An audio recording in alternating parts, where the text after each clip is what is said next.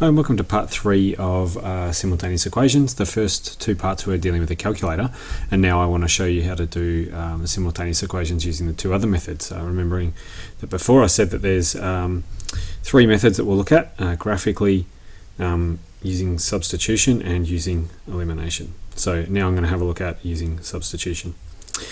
So basically what I'm saying is that with these two graphs, I'm going to force the x values to be the same at a particular point and force the y values to be the same at a particular point. The reason I'm doing this is because if I have a graph and there's two lines here and I want to find out where they chop over themselves, both of these lines have the same x value and the same y value.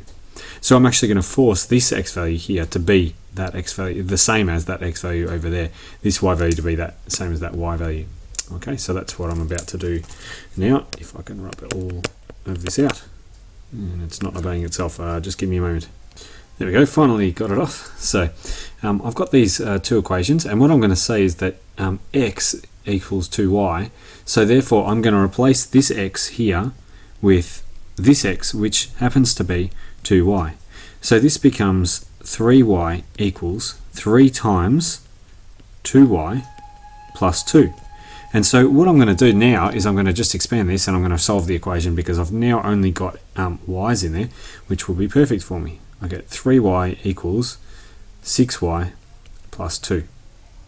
And now I can minus 2 on both sides, and I'll do it in two steps. 3y minus 2 equals 6y. And then I can minus 3y on both sides, so I get negative 2 equals 3y. Whoop. And therefore y will equal negative 2 over 3.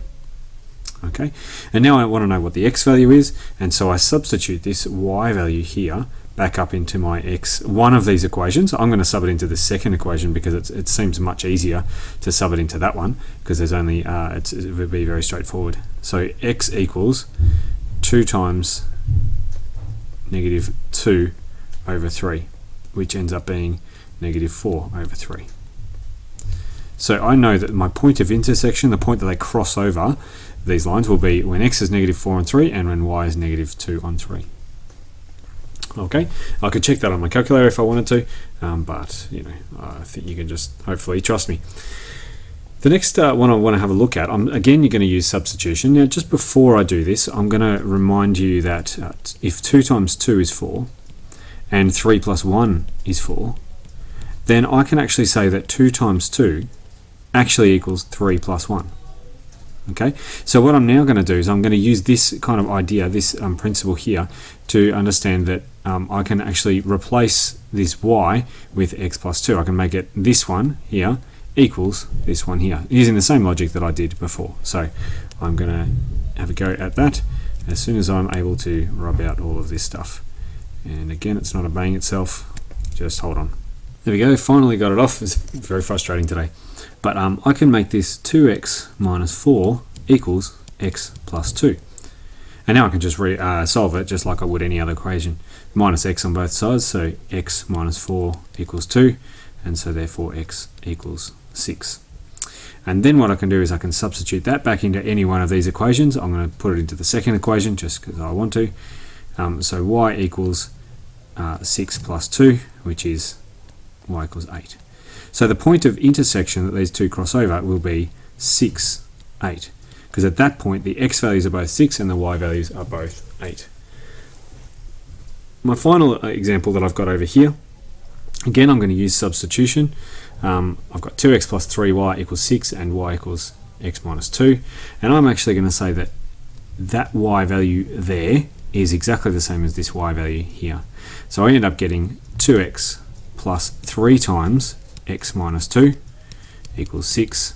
So 2x plus 3x minus 6 equals 6. And I end up getting 5x, I'll do this in two steps, minus 6 equals 6.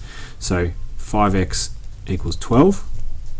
Okay, and then x equals 12 on 5. So it's not nice, but that's what it is. So, and then what I need to do is I need to substitute that back into one of my other equations.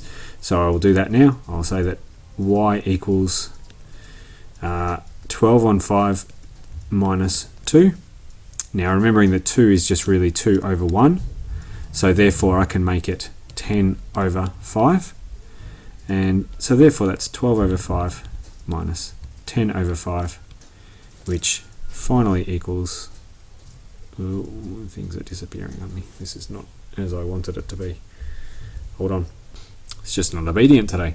That would mean that y equals 2 over 5. So I've got my two answers of 12 over 5 and 2 over 5. I hope that has helped for you guys to understand substitution. In the next video I'll show you how to do the elimination method. Thanks for watching.